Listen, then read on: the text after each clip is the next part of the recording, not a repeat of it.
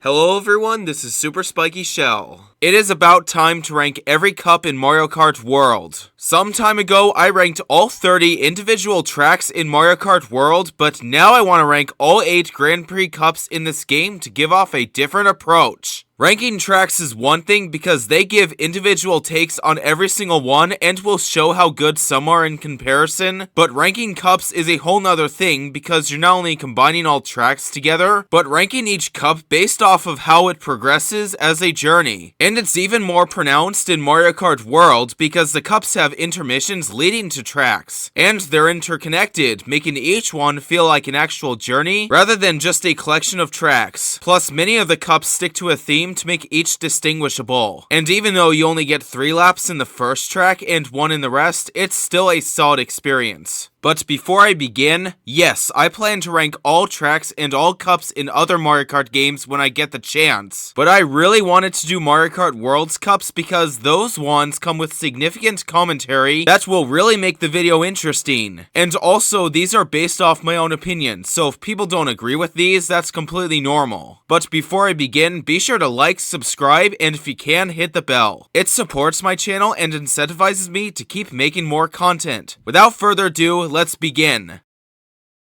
And without hesitation, the Shell Cup is the worst cup in the game. Not that I say it's completely bad, but it's the most underwhelming and inconsistent cup in Mario Kart World. It has no standout courses, has alternate variants of other tracks making it less original, and contains not 1, but 2 bad tracks. One of them is Koopa Troopa Beach, and the other is Paperclip Stadium. And yes, the Shell Cup starts off unremarkably with Koopa Troopa Beach, which is the worst changed retro in the game, as they neutered the layout and removed the best elements, but also reverted it to 5 laps instead of 3. So we start off with a boring ass circle. Thankfully, it goes uphill for a certain amount of time as the first intermission is enjoyable for its savannah route where you encounter African animals. And then you race in Faraway Oasis, which is just good, though a bit wasted in potential. But then we hit the highlight of this cup, and that's the big bridge intermission, which is one of the best intermissions in this game. It may be a complete straightaway, but it's jam-packed full of elements and hazards, making for a complete fun experience until you get to Crown City, which is one of the most developed tracks, partly for even having alternate variants. And while this one isn't as good as Crown City 1 in Mushroom Cup, it's a solid experience for what it is with its uses of alleyways. And then we have one more intermission, which is just regular highway and is only interesting with the usual hazards that exist elsewhere on the map, but also with blander and more basic scenery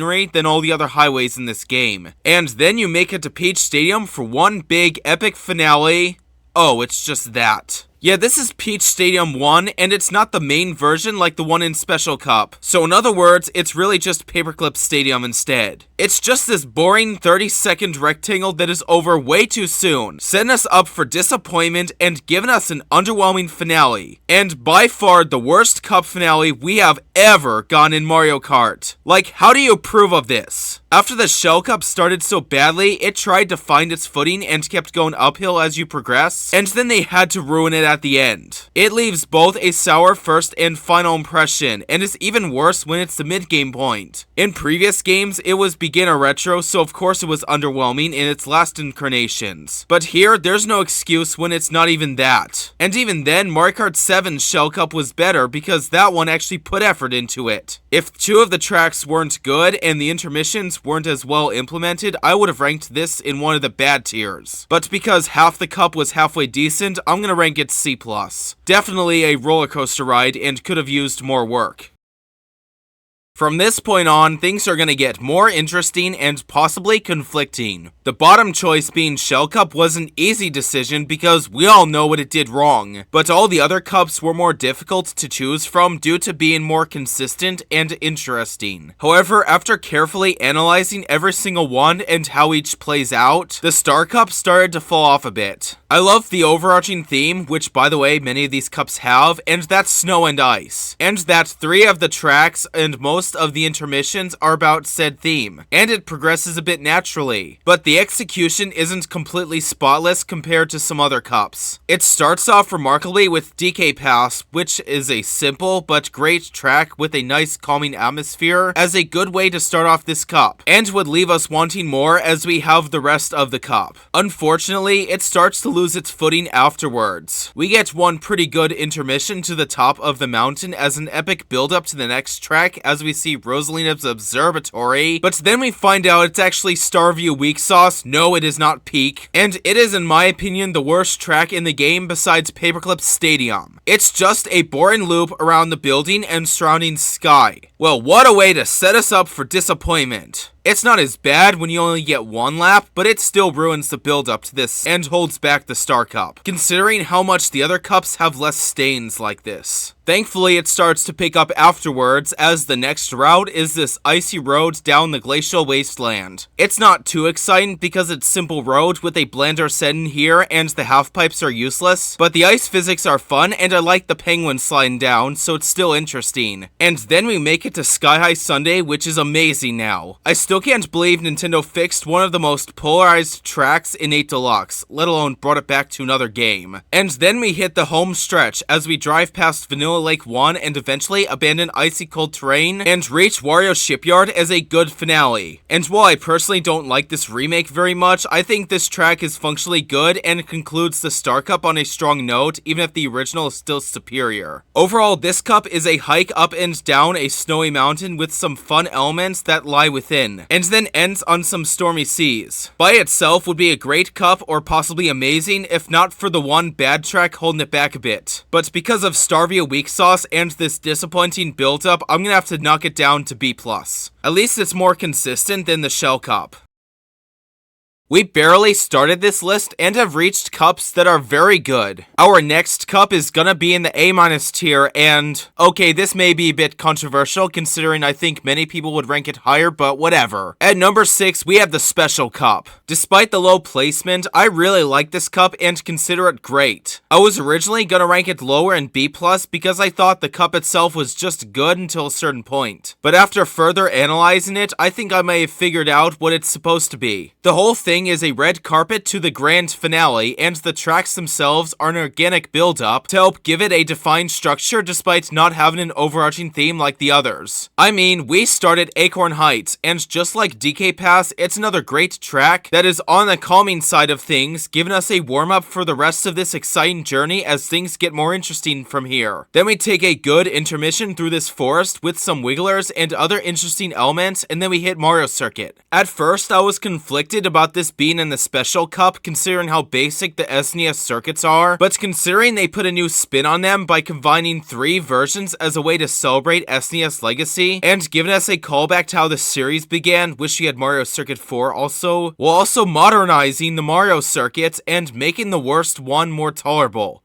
The 8 Deluxe version. And then after a lap of each circuit, you finally make your way to the true show. After this long intermission, which surprisingly isn't boring. You get some twisty windy road, an epic glider section, some grindable high wires, a drive through Moo Moo Meadows, and then one last stretch to Peach Stadium. And this time the real version, instead of this piece of shit used in Shell Cup. And while I think Peach Stadium is just good for being a more basic track and may find it a bit overhyped, as the penultimate track, it leaves me hyped for Rainbow Road. And then we get one big stretch to the epic finale and is by far the best Rainbow Road in the whole series. It may not be challenging like Wii's Rainbow Road, but the sheer amount of elements and set pieces as well as effort put into making this an emotional finale is a perfect way to end off the last cup, especially when other specials didn't even cook hard on making them finales. However, I don't think this one is necessarily amazing. It definitely put effort into making this a strong finale, and I hesitate to say it's quote-unquote special, but the cup is still occasionally on the simple side, so I can't rank it higher because of that. I do think Wii and Double Dash do a better job at the special cups, maybe even Super Circuit as well, because those ones have more unique tracks to feel like final challenges, while still serving as perfect send-offs. All the other special cups, though, feel more like random slop that don't do as much to capture the essence and are just there. Even DS's special cup is underwhelming, so World's special cup definitely put put more effort into being special, even if it's still not the best in the series. I think low A- is a fair ranking, but I wouldn't blame anyone for putting it higher. And for number 5, I have the Leaf Cup. I was initially gonna rank this higher because it is one of the more ambitious and consistent cups in the game. It has another great overarching theme, this time being a progression of different forests, starting with a Japanese autumn forest, then steam gardens, then a spooky forest, before you drive past an enchanted one, and then abandoned forest setting as you hit volcanic ashes. But the question is, how fun is it to race in? Well, it starts off amazingly well with Cheep Cheep Falls, which is not only my favorite track in the Leaf Cup, but it's one of my top 5 tracks in Mario Kart World. I could not have asked for a better cup opener than this epic waterfall race, especially because it's the only S-tier track in the game that we get 3 laps of in Grand Prix. Unfortunately, it doesn't stay this way because the next intermission isn't too mind-blowing. Besides the brief twisty windy bit that will call for excellent shortcut potential and a lesser emphasis on bagging, the rest is just basic road. While it's still enjoyable, it's not amazing. And then we reach Dandelion Depths. Now, in my video where I rank all tracks in Mario Kart World, I gave this an A+, but it's been slowly starting to fall off of me. While I do love some of its set pieces and a bit of its tech, half the track is simple basic road. And then the next intermission is a bit interesting with the Pipa section, but then you make it to Boo Cinema. Not only the weak link, but definitely one of my lower ranked tracks, and one that also set you up for disappointment, which made the intermission not worth it. Although unlike Starvia Weak Sauce, I don't dislike Boo Cinema and think it's okay. I do think it's all style and little substance, as they waste a nifty moving picture premise on just basic carpet and film roll. One thing's for sure, it is not absolute cinema. But then there's one last intermission and track. We go through a bit of SNES Ghost Valley, and then we drive past Acorn Heights before hitting the volcano. That being said, the split path could have been better implemented, but the last stretch is non-stop bomb cars and then Dry Bones Burnout as a great way to finish off the cup. And while I don't love it as much as some people, it's still an amazing track. Overall, the Leaf Cup is also great and can go in the A- tier. Not that it isn't well implemented, but there were sections that could have used more work, even if the first track is peak. And the next 4 cups are even more consistent on tracks, intermissions, or both.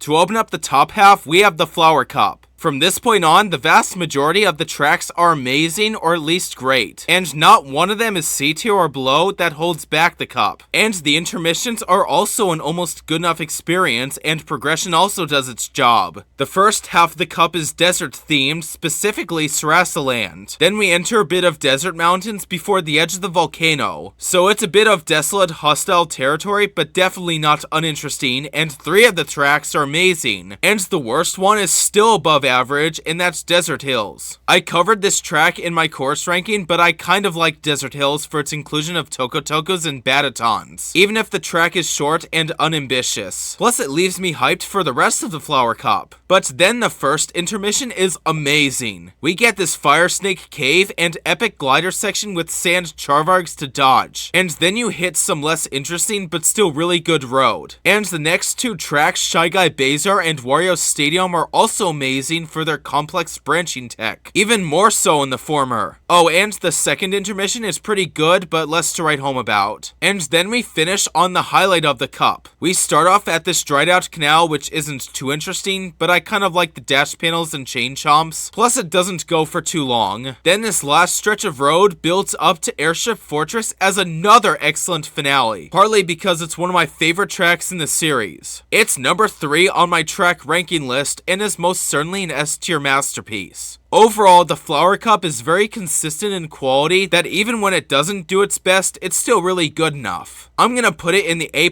tier and say it's amazing. However, the top 3 of this list is where we get even more consistent quality.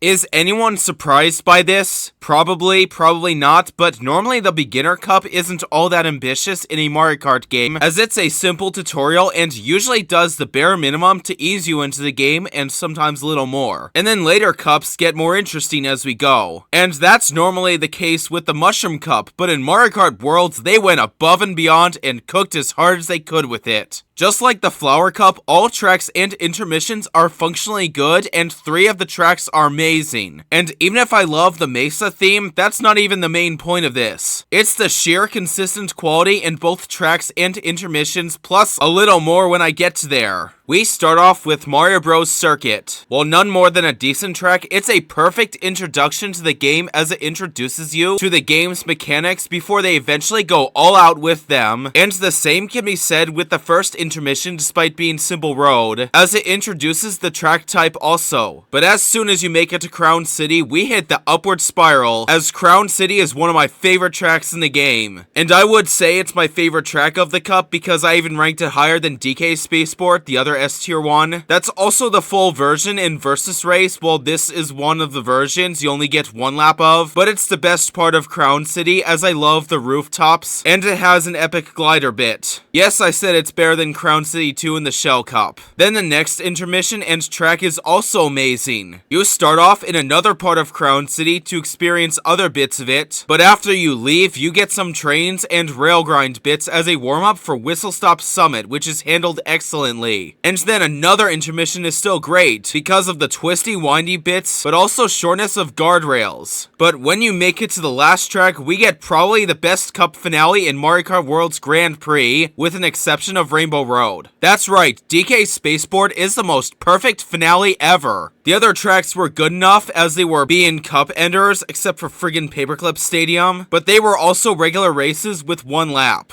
This track, on the other hand, is checkpoint based, so it made an exception to the lap rule. And because of that, this track gets the absolute fullest experience even in Grand Prix, but also the epic callback to the first Donkey Kong, amount of excellent set pieces to make this feel like a boss battle, and perfect build-up was the best way they could cap off the first cup. I can't believe I'm saying this, but I love the Mushroom Cup in Mario Kart World. It gave such a perfect first impression despite being a beginner cup, and sacrificed very little qualities. It's not easy to make a tutorial cup this ambitious, and they nailed it. It's not 100% perfect, but I'd be lying if I said it wasn't quite amazing. It gets an A+. And at second place, we have Banana Cup. And what do we know? This is another consistent cup, although this time it's more consistently great with the tracks than intermissions. And this time, it's themed around the East Coast, then Jungle Section. And speaking of East Coast, this track begins on Peach Beach. Now, many people don't like this remake for changing up the core aspect, but I really like the inclusion of the arrow gimmick. Yes, they nerfed the first section, which would easily ruin the track, but then they added a whole nother area to go through afterwards to make up for it. And this is the 3-lap course. The fact that they did this on the first track really gives it something more than just your 3 laps around something. Not that it was never good enough, but I think you get the gist. It's an impressive way to start off Banana Cup, even if I don't consider Peach Beach to be amazing, it's at least great. And also great, but not amazing, is Salty Salty Speedway, which is less unique than the other tracks in this cup, but still has an excellent charm to it, even if they could have done more. By itself, this cup wouldn't be ranked so high, partly because the first intermission I didn't mention is kind of mid. It's just beach driving and is less noteworthy than some other ones. But after the first half not being amazing, the second was so good it made the first half a warm-up to it. The next intermission is a big long straightaway, but then they put in some interesting elements such as the waterfall and a few dinosaurs before you reach Dino Dino Jungle, a stellar remake of the original. And then you finish on Great Question Mark Block Ruins, which is my favorite track in the game. Overall, the second half was perfect, partly because the last 2 tracks are not only S-tier masterpieces, but even my top 2 for this game, and the only ones I ranked higher than Airship Fortress. And the last intermission is good. I like the more twisty, windy paths and piranha plants as hazards. Overall, another solid experience that would have been S-tier if the first half was even better, but once again can go in the A+. And now, there's only one more cup to go.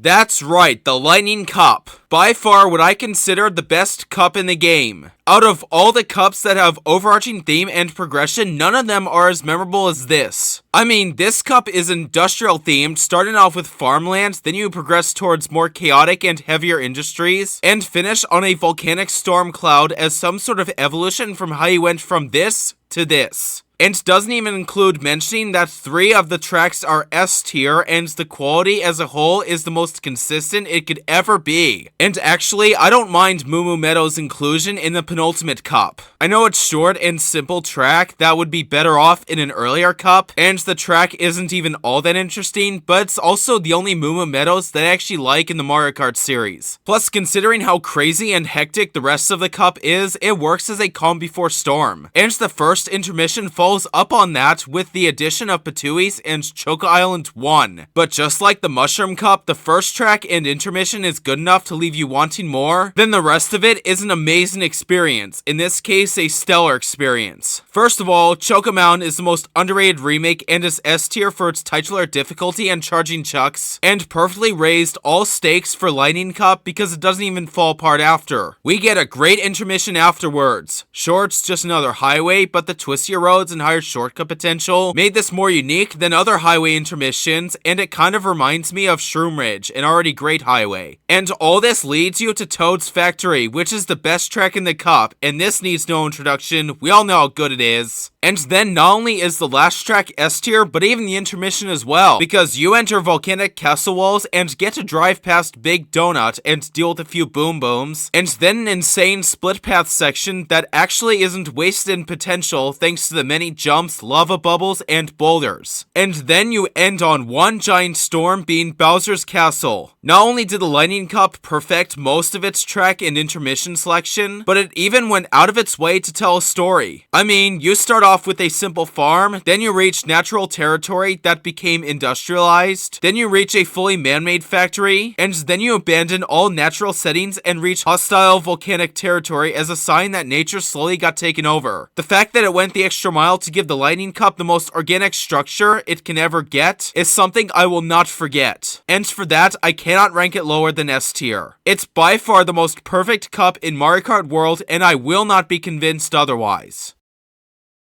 And that's about it for ranking every cup in Mario Kart World. I hope you guys enjoyed this video and hearing my take on this game's Grand Prix. I really wanted to make this video because of how in depth I could get on the subject. I mean, I really liked the Grand Prix for how well implemented all cups were except for one, because of how they progressed towards one area to another with the addition of an overarching theme or structure, that I didn't even mind the fact that you only get one lap in most of the tracks. The fact that you have to take intermissions to each track adds organic progression to it, and some of the intermissions are really good for having set pieces or elements not seen in any of the tracks. But how would you rank each cup? Do you agree or disagree with this list? Do you think the Shell Cup belongs in last place? Do you think the Mushroom Cup deserved to be higher than the Leaf or Special Cup? Let me know in the comments what you think, and I'll see you in my next video.